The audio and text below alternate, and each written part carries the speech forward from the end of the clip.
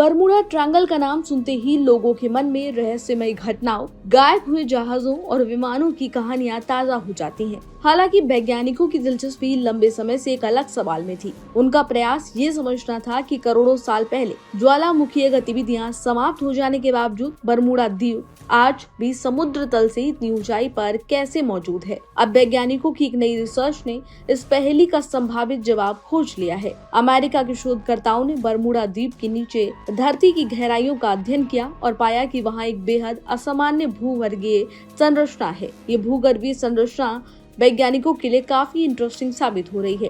ये संरचना सामान्य रूप से ज्वालामुखीय द्वीपों से मिलने वाली संरचनाओं से बिल्कुल अलग है और यही बरमूडा को खास बनाती है।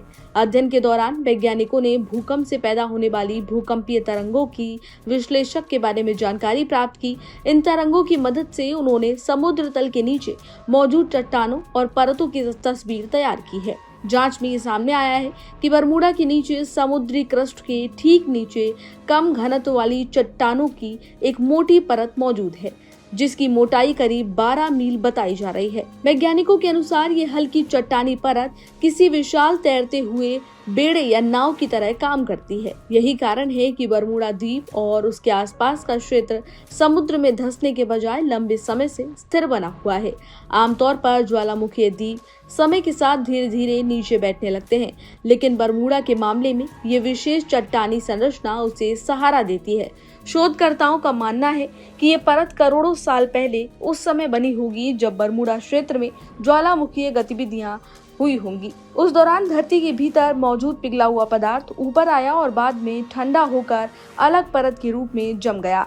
अब वैज्ञानिक ये पता लगाने की कोशिश कर रहे हैं कि क्या दुनिया में अन्य द्वीपों के नीचे भी ऐसी संरचनाएं मौजूद हैं या फिर बरमूडा वास्तव में अपनी तरह का अनोखा भूगर्भीय चमत्कार है।